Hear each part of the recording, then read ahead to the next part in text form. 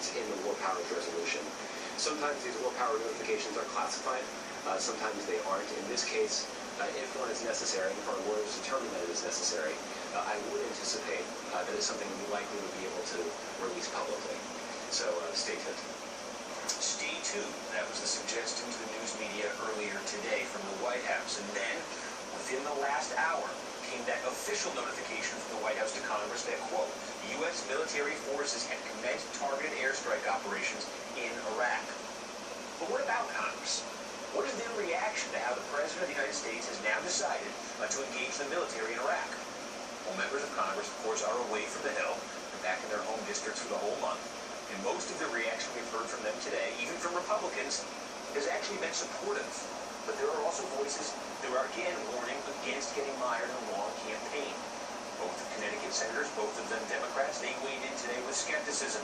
Senator Richard Blumenthal saying, quote, the President owes the American people a better, fuller explanation of the scope and strategy of military actions. Connecticut's junior Senator Chris Murphy saying, quote, I will oppose any efforts to continue this military campaign in order to provide tactical advantage or disadvantage to either side of this conflict. Congresswoman Colleen Hanabusa, a Democrat from Hawaii, who co-authored the amendment roping off Pentagon funding from Iraq military expansion, and who is actually trying to unseat Hawaii's appointed Democratic senator in a primary that's going to be held tomorrow. She warned today, quote, getting involved in airstrikes moves us a dangerous step closer to direct involvement in Iraq's sectarian civil war, an entanglement we must avoid.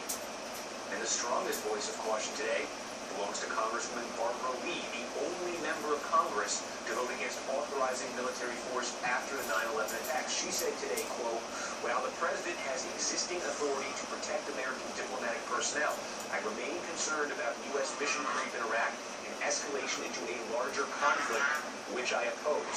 There is no military solution in Iraq. I will continue to call for the President to seek congressional authorization before any combat operations.